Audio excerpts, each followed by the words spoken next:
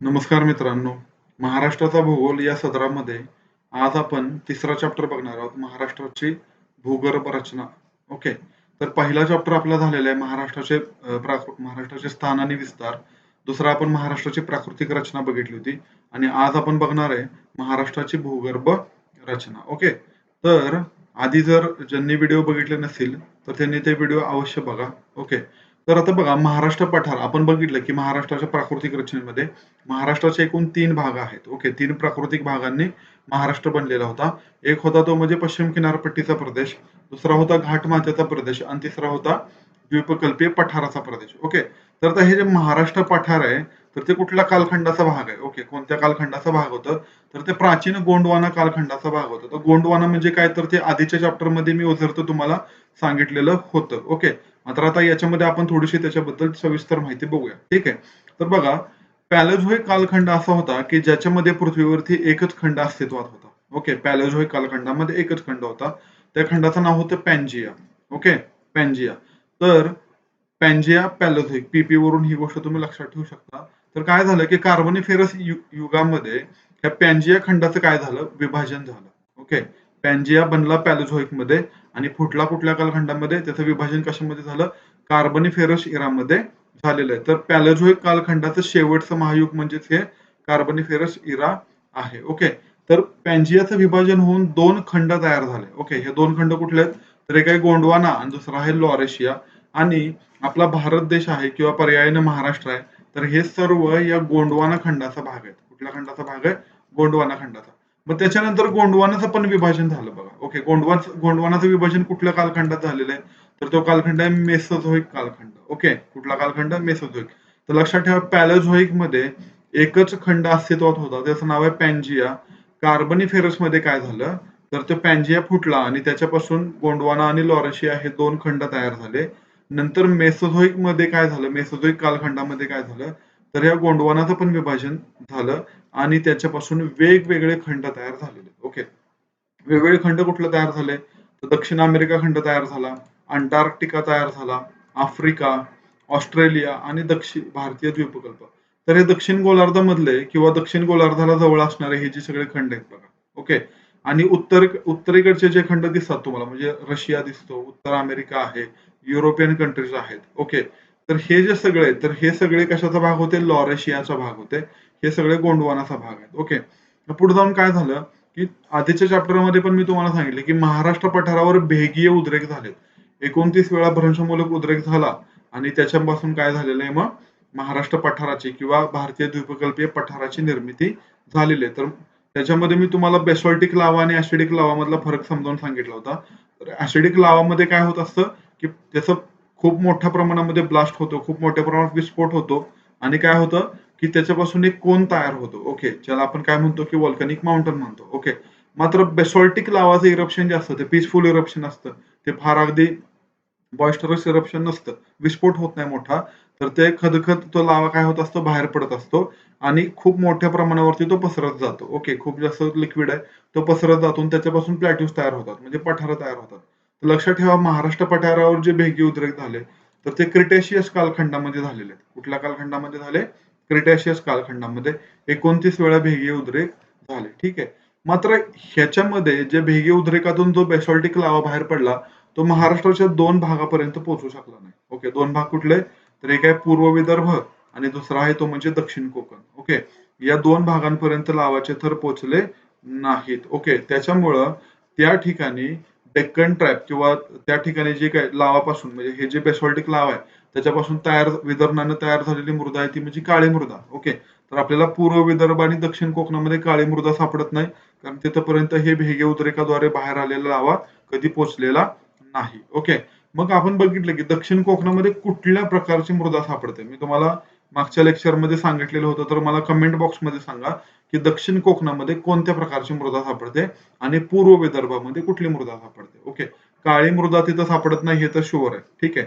त्याच्यानंतर बघा, त्यामुळे तिथं पूर्व विदर्भ आणि दक्षिण कोकणामध्ये हे बेसॉल्टिक इरप्शनच्या आधीपासून जे अस्तित्वात असणारे खडक आहेत तर ते प्राचीन निर्मितीचे प्रस्तर त्या ठिकाणी सापडतात आपल्याला. ओके. कुठे? पूर्व विदर्भ आणि दक्षिण कोकणामध्ये. आता हे पृथ्वीच्या उत्पत्तीपासून आजपर्यंत एकूण 4 महाकल्प अस्तित्वात होते बघा. त्याचा कोड पण केलेला मी प्री पॅले मेसी. प्री पॅले मेसी. प्री म्हणजे प्री कॅम्ब्रियन, पॅले म्हणजे पॅलिओझोइक, मे म्हणजे मेसोझोइक आणि सी म्हणजे सिनोझोइक. तर असा कोड आहे प्री पॅले मेसी. तर प्री कॅम्ब्रियन बघा पहिल्यांदा. प्री कॅम्ब्रियन महाकल्प पृथ्वीच्या उत्पत्तीपासून सुरू होतं. ते अगदी 570 दशलक्ष वर्षापर्यंत चाललं होतं ते. पृथ्वीच्या उत्पत्तीपासून 570 दशलक्ष. तर पृथ्वीची उत्पत्ती 4.6 अब्ज वर्षांपूर्वी झालेली होती. तिथपासून 570 दशलक्ष वर्षांपर्यंत म्हणजे 57 कोटी वर्षांपर्यंत हे प्री कॅम्ब्रियन युग अस्तित्वात होतं. त्याच्यानंतर आलं पॅलिओझोइक महाकल्प.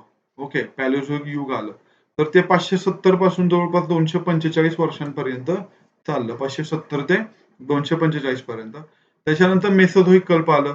मेसोझोइक 245 पासून 65 दशलक्ष वर्षांपर्यंत चाललं. म्हणजे 24.5 कोटी वर्षांपासून 6.5 कोटी वर्षांपर्यंत हे मेसोझोइक कल्प अस्तित्वात होतं. आणि त्याच्यानंतर आलं सिनोझोइक कल्प. सिनोझोइक 65 दशलक्ष वर्षापूर्वी सुरू झालं आणि अजूनही तोच काळ चालू आहे. म्हणजे सध्याच्या युगाला मानव ज्या युगामध्ये जगतो ते युग कुठलं आहे? तर ते सिनोझोइक कालखंड आहे. कुठला आहे? सिनोझोइक कालखंड. ओके. आता एक एक युग आपण समजून घेऊया. त्याच्यामध्ये कुठल्या कुठल्या महत्वाच्या घडामोडी झाल्या ते आपल्याला बघायचं. तर पहिला आहे त्याच्यामध्ये प्री कॅम्ब्रियन महाकल्प. आता प्री कॅम्ब्रियनचा तर कालावधी आपण बघितलेला आहे. तर ह्याच्यामध्ये कुठल्या कुठल्या गोष्टी घडल्या बघा. प्री कॅम्ब्रियन मध्ये काय काय गोष्टी घडल्या. तर पहिली गोष्ट पृथ्वी थंड झाली आणि काय झाली ती घनरूप बनली, सॉलिडिफाय झाली ती. ओके. पहिल्यांदा ती कशी होती? वायू रूपात होती, नंतर द्रव रूपात आली, नंतर ती सॉलिड झाली. त्याचं एक भूकवच तयार झालं. वरचं जे क्रस्ट आहे, ओके, भूकवच आपलं शिलाभरण त्याचं तयार झालं. वातावरण तयार झालं, त्याबरोबरच महासागर पण बनलेले आहेत याच काळामध्ये प्री कॅम्ब्रियन मध्ये. ओके. खूप मोठा पॅच आहे हा. पृथ्वीच्या 4.6 अब्ज वर्षापासून 57 कोटी वर्षापर्यंत म्हणजे बराच मोठा पॅच आहे हा. ठीक आहे. काही जीवाणू पण याच्यामध्ये तयार झाले. काही ब्ल्यू ग्रीन अल्गी म्हणजे नीलहरित शैवाल तयार झाले, कृमी तयार झाले, जेलीफिश तयार झाले आणि काही अपृष्ठीय वंशीय प्राण्यांची निर्मिती सुद्धा याच युगामध्ये झालेली. आता त्याच्यानंतर आला पॅलोझोइक कालखंड किंवा पॅलोझोइक त्याला महाकल्प आपण म्हणू. तर पॅलिओझोइक हा जो शब्द आहे तर तो ग्रीक भाषेतून आलेला आहे. तर त्याचा पॅलिओ या शब्दाचा अर्थ आहे प्राचीन आणि झोइक या शब्दाचा अर्थ काय आहे? तर झोइकचा अर्थ होतो जीवाणू किंवा जीव. ओके. मग त्याचा मराठी अर्थ काय? तर प्राचीन जीव किंवा जुने जीव. ठीक आहे. तर याच्यामध्ये काय तयार झालेत? अनेक अपृष्ठवंशीय प्राणी तयार झाले. कालखंड तर मी तुम्हाला सांगितला. याची एकूण या महाकल्पामधले एकूण महायुग जर बघितली तर एकूण 6 महायुग या काळामध्ये अस्तित्वात होती. ते परीक्षेला विचारलं जाणार नाही. त्याच्यामुळे ती गोष्ट इथं मी ऍड केलेली नाहीये. ठीक आहे. तर याच्यामध्ये अनेक अपृष्ठवंशीय प्राणी काय झाले? विकसित होत गेले. ओके. आणि उत्तर पॅलिओझोइक कालखंडामध्ये, लॅटर पॅलिओझोइक कालखंडामध्ये काय झाले? मोठ्या प्रमाणावर माशांची निर्मिती झालेली होती. ओके. पाण्यामध्ये काय तयार झाले? माशांची निर्मिती झाली.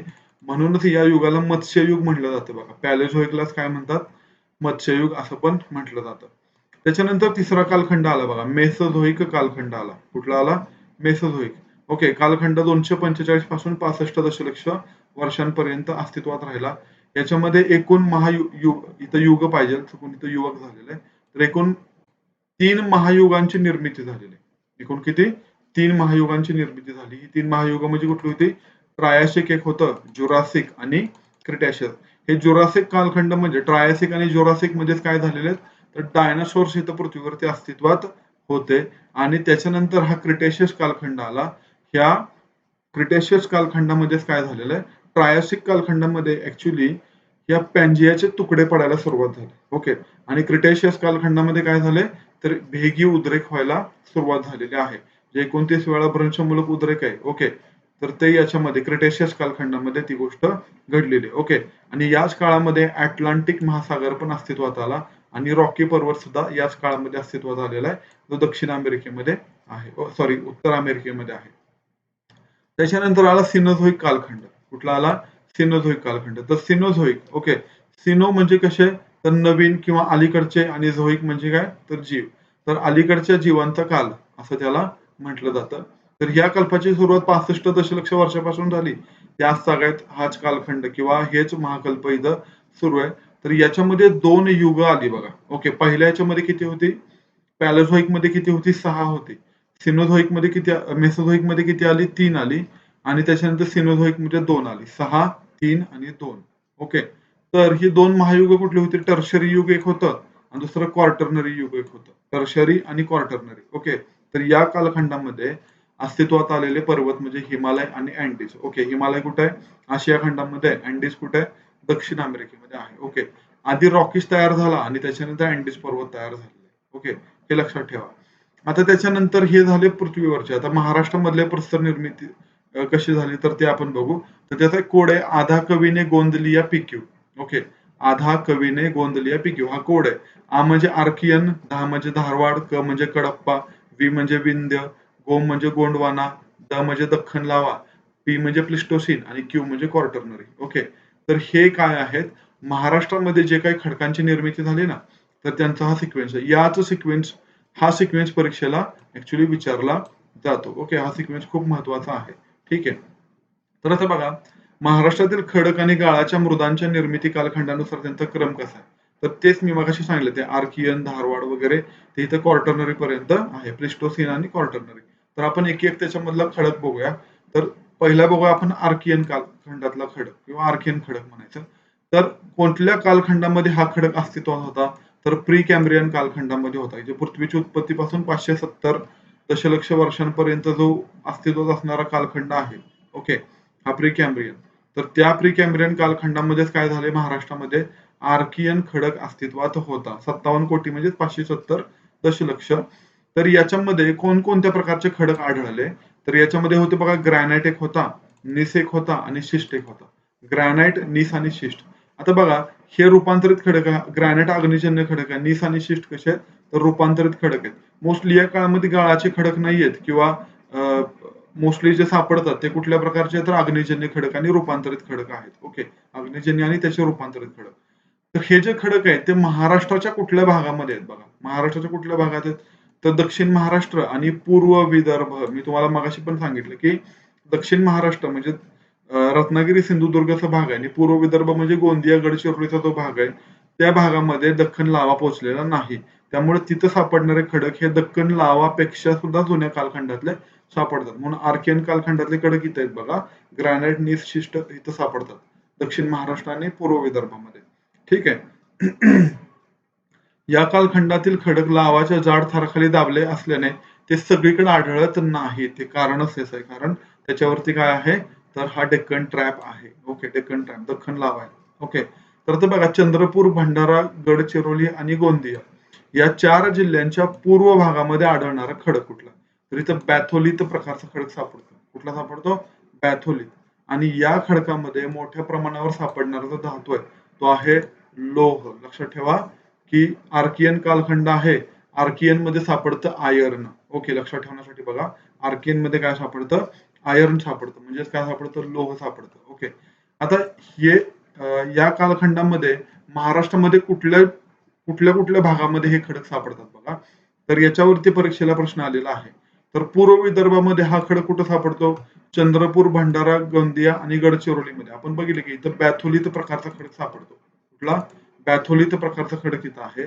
मराठवाड्यामध्ये जर बघितलं तर काही नांदेडच्या काही भागांमध्ये, नांदेडच्या पूर्व भागामध्ये थोड्या प्रमाणामध्ये हा खडक सापडतो आणि कोकणामध्ये सिंधुदुर्ग जिल्ह्यामध्ये हा खडक सापडतो. ओके. 3 ठिकाणी महाराष्ट्रामध्ये आहे.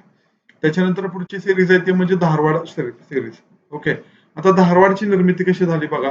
तर अग्निजन्य जो आर्कियन खडक होता, ह्या आर्कियन खडकांचं काय झालं? तर रूपांतरण झालं आणि वलीकरण झालं. ओके. काय झालं त्यांचं? रूपांतरण झालं आणि वलीकरण झालं आणि त्याच्यापासून धारवाड श्रेणी अस्तित्वात आलेली आहे. आता हे खडक कुठे सापडतील मग? तर हे पसरलेले आहेत आर्कियन खडकाच्या वरती. कुठे पसरलेत? आर्कियन खडकाच्या वरती पसरलेत. सगळ्यात पहिल्यांदा कुठं सापडले? तर ते धारवाड कर्नाटकमध्ये सापडलेत. म्हणून त्याला आपण धारवाड श्रेणीचे खडक म्हणतो. ते त्याचं पाठीमागचं कारण आहे. ओके. तर याच्यामध्ये कुठली खनिजे सापडतात बघा. ग्रॅन्युलाइट सापडतं, डोलोमाइट सापडतं, अभ्रक, सेलेमनाइट आणि हॉर्नब्लेड शिस्ट. ओके. तर ही सगळी खनिजे आहेत. तर ती या धारवाड श्रेणीमध्ये सापडतात. आता ही धारवाड श्रेणी कुठं सापडते बघा महाराष्ट्रामध्ये? याच्यावरती आयोगाने परीक्षेला प्रश्न विचारलेला आहे. महाराष्ट्रामधल्या फक्त 2च भागामध्ये हा खडक सापडतो. कुठे? कोकणामध्ये सापडतो आणि पूर्व नागपूर आणि उत्तर भंडाऱ्यामध्ये. ओके. दक्षिण भंडारा आणि गोंदिया. म्हणजे एकतर कोकणामध्ये सापडतो आणि दुसरा म्हणजे पूर्व विदर्भामध्ये सापडतो. या 2 व्यतिरिक्त हा खडक कुठेही सापडत नाही. पूर्व नागपूर, उत्तर भंडारा, दक्षिण भंडारा आणि गोंदिया या ठिकाणी सापडतो. आता इथं सेपरेट करण्यामागे पूर्व नागपूर, उत्तर भंडारा, दक्षिण भंडारा स्वतंत्र करण्यामागे कारण आहे, कारण त्या ठिकाणी वेगवेगळ्या सेरीजचे खडक सापडतात. ओके, जसं पूर्व नागपूर, उत्तर भंडारा आणि गोंदिया ह्या ठिकाणी जर बघितलं तर सौसर, चिल्पी घाटघर आणि गोंडाईट माले हे 3 सेरीजचे खडक सापडतात. ओके, कुठले? सौसर, चिल्पी घाटघर आणि गोंडाईट माले. ओके, या 3 प्रकारचे. हे सौसर श्रेणी जे आहे, या सौसर श्रेणीमध्ये सापडणारे जे खनिज आहे, मोठ्या प्रमाणावर खनिज कुठलं सापडतं? मॅंगनीज सापडतं. कुठलं सापडतं? मॅंगनीज सापडतं. लक्षात ठेवा, महाराष्ट्रामध्ये सगळ्यात जास्त सापडणारं खनिज सुद्धा मॅंगनीज आहे. 40% एवढं महाराष्ट्रात ते सापडतं. ठीक आहे. तर दक्षिण भंडाऱ्यामध्ये आढळणारी श्रेणी जर बघितली तर साकोली श्रेणी. ओके, इथं जे तुम्हाला मी म्हटलं की इथं विभाजन करण्यामागचं कारण काय? आता दक्षिण भंडाऱ्यामध्ये सापडणारी श्रेणी दुसरी आहे, ती कुठली? साकोली श्रेणी आहे. आणि या साकोली श्रेणीमध्ये सापडणारं खनिज कुठलं आहे? तर क्लोराईट, क्वार्टझाईट आणि हेमेटाईट अशी ही 3 प्रकारची खनिजे इथं सापडतात. ओके, आता कोकणामध्ये बघितलं तर कुठल्या जिल्ह्यांमध्ये धारवाड श्रेणी सापडते? तर सिंधुदुर्ग जिल्ह्यामध्ये सापडते. मोस्टली सिंधुदुर्ग जिल्ह्यामधल्या कणकवली आणि सावंतवाडी या 2 ठिकाणी हे सापडते. ठीक आहे. आता बघा कुठली श्रेणी इकडे धारवाड श्रेणी जसं मी मगाशी म्हटलं तसं, आणि कणकवलीमध्ये सापडणारं महत्वाचं खनिज आहे ते म्हणजे क्रोमाइट. ओके, कुठलं खनिज आहे? तर क्रोमाइट खनिज आहे. आता धारवाड श्रेणीचं महाराष्ट्राचे वैशिष्ट्य, महाराष्ट्राशी संबंधित वैशिष्ट्य काय बघा, तर धारवाडमध्ये ना महाराष्ट्रामध्ये किमती खनिज आणि एकदम जास्त प्रमाणामध्ये मुबलक खनिज संपत्ती इथं आढळते. ओके, आणि दुसरी गोष्ट म्हणजे ह्या धारवाड खडकांच्या निर्मितीनंतर प्रदीर्घ काळासाठी इथं दुसरी कुठलीही खनिज श्रेणी किंवा खडकांची निर्मिती झालेली नाहीये. ओके, पहिल्यांदा कुठला झाला? तर आर्कियन झालं. ओके, आर्कियन कालखंड झाला. त्याच्यानंतर धारवाड श्रेणीचे खडक सापडले. याच्यानंतर दीर्घकाळ महाराष्ट्रामध्ये कुठलीही सिरीज सापडलेली नाही. ओके, त्याच्यानंतर तिसरी आली बघा कडप्पा. ओके, कडप्पामध्ये काय झालं बघा. कडप्पामध्ये कुठले खडक झालेत? कुठल्या खडकांची निर्मिती झाली? ओके, कुठल्या काळामध्ये कडप्पा खडक तयार झाले? तर लोअर पॅलेझोइक मध्ये झालेले. कुठल्या कालखंडामध्ये? लोअर पॅलेझोइक मध्ये. तर या कडप्पा श्रेणीतल्या खडकांची 2 स्थानिक नावं आहेत बघा. कुठली 2 स्थानिक नावं? एक आहे कलाडगी श्रेणी आणि दुसरी आहे पैनगंगा श्रेणी. कलाडगी श्रेणी आणि पैनगंगा श्रेणी. तर कलाडगी श्रेणीतले खडक महाराष्ट्रामध्ये कुठं कुठं सापडतात? महाराष्ट्रामध्ये हे खनिज कोणत्या ठिकाणी सापडतं? तर बघा दक्षिण महाराष्ट्रातील कोल्हापूर आणि सिंधुदुर्ग जिल्ह्यातल्या फोंडा घाटाच्या पायथ्याला सापडतं. ओके, आणि आचराखाडी जे आहे सिंधुदुर्गमध्ये तिथं हे खनिज सापडतं. एक लक्षात ठेवा, जोपर्यंत डेक्कन ट्रॅप किंवा दख्खन लावा येत नाही तोपर्यंत सापडणारे बहुतांशी खडक हे एकतर दक्षिण कोकणामध्ये सापडतील किंवा एकतर पूर्व विदर्भामध्ये सापडतील. मोस्ट ऑफ दी तिथं सापडणार आहेत. ओके, तर फोंडा घाटाच्या पायथ्यालगत जो बेसॉल्टचा वरचा थर तिथला उघडा पडलेला आहे. कुठला? बेसॉल्टचा जो थर आहे तो उघडा पडल्यामुळं त्या ठिकाणी कलाडगी श्रेणीचे सेरीजचे खडक सापडतात. ओके, म्हणजे या कलाडगीवरती कुठला थर होता? तर बेसॉल्टचा वरचा थर होता. बेसॉल्टच्या वरती आहे थर. ठीक आहे. त्याच्यानंतर ही जी कुठली झाली? 2 श्रेणी होत आहे. कलाडगी श्रेणी, दुसरी पैनगंगा श्रेणी. तर पैनगंगा श्रेणी कुठं सापडते महाराष्ट्रामध्ये? यवतमाळ जिल्ह्यामध्ये सापडते. मोस्टली यवतमाळ आणि चंद्रपूर जिल्ह्यामध्ये ही सापडते. ठीक आहे. त्याशिवाय कोल्हापूरमध्ये आहे, यवतमाळ आहे. या ठिकाणी कडप्पा श्रेणीचे क्वार्टझाईट आणि शेलच्या रूपामध्ये हे कडप्पा खडक आढळतात. कुठे? कोल्हापूर आणि यवतमाळमध्ये. ठीक आहे. तर या पैनगंगा सिरीजमध्ये सापडणारं महत्वाचं खनिज आहे ते म्हणजे चुनखडी आणि शेल. कुठलं सापडतं? चुनखडी सापडतं आणि शेल सापडतं. त्याच्यानंतर आहे विंध्य श्रेणीचे खडक. कुठले येतात? विंध्य श्रेणीचे खडक येतात. आता ह्यांची निर्मिती जर बघितली, विंध्य श्रेणीच्या खडकांची निर्मिती बघितली तर ते लोअर पॅलेझोइक कालखंडामध्ये झालेले. कुठल्या कालखंडामध्ये? लोअर पॅलेझोइक मध्ये. ओके, तर हे खडक जे आहेत तर ते कडप्पा श्रेणीच्या वरती सापडतात. ओके, कडप्पाच्या वरती. सगळ्यात खाली बघितलं तर कुठलं येईल? तर प्री-कॅम्ब्रियन येईल. प्री-कॅम्ब्रियन नंतर कुठला येईल? धारवाड येतो. पहिल्यांदा सुरुवातीला आर्कियन येईल. आर्कियन नंतर धारवाड येईल. धारवाड नंतर कडप्पा आणि कडप्पाच्या वरती सापडणारे सिरीज कुठले खडक कुठले आहेत? तर विंध्यायन श्रेणीचे खडक आहेत. खूप इम्पॉर्टंट आहेत, परीक्षेला पण याच्यावरती वारंवार प्रश्न विचारला जातो. आता हे कडप्पाच्या वरती सापडतात याचा अर्थ काय? तर कडप्पा खडकांच्या निर्मितीनंतर ह्याची निर्मिती झालेली आहे. ओके, महाराष्ट्राबाबत वैशिष्ट्य काय यांचं? तर महाराष्ट्रामध्ये अतिशय अल्प प्रमाणामध्ये हे खडक सापडतात. मोस्टली जे विंध्य श्रेणीतले जे खडक आहेत ते उत्तर भारतामध्ये सापडत असतात. ठीक आहे. तर महाराष्ट्रामध्ये फक्त चंद्रपूर जिल्ह्यामध्ये मोठ्या प्रमाणामध्ये हे खडक सापडतात. अन्य जिल्ह्यामध्ये सापडत नाहीत. आणि ह्याचा उपयोग जर बघितला तर बांधकामाच्या कामासाठी याचा उपयोग होतो. आणि याचा जो लालसर रंग आहे त्यामुळे या विंध्यन श्रेणीच्या खडकापासून जास्तीत जास्त ऐतिहासिक इमारती बनवण्यात आलेल्या आहेत. जसं लाल किल्ला आहे. ओके. दिल्लीचा जो लाल किल्ला आहे तो या विंध्यन श्रेणीच्या खडकापासून बनवलेला आहे. आणि त्याच्यानंतर येतो बघा गोंडवाना. आता गोंडवानाची निर्मिती कशी झाली? तर वारंवार मी तुम्हाला ही गोष्ट सांगितली की दख्खन पठारावरती स्थानिक पातळीवरती काय झालं, ताणजन्य हालचाली झाल्या. ओके, भेगा पडल्या आणि ह्या भेगांमधून काय झालं ज्या द्वीपकल्पावरच्या नद्या होत्या त्या ह्या नद्या गाळाने भरून नद्यांचा जो गाळ आहे तर त्या भेगांमध्ये साठून गेला. या गाळामध्ये वनस्पतींचे आणि प्राण्यांचे अवशेष गाडले गेलेले होते. त्याच्यापासून जीवाश्म तयार झाले आणि मग त्यापासून जो तयार झालेला खडक आहे त्याला आपण म्हणतो गोंडवाना खडक. ओके. तर गोंडवाना खडकाचं आर्थिक महत्व खूप जास्त आहे बघा. ओके.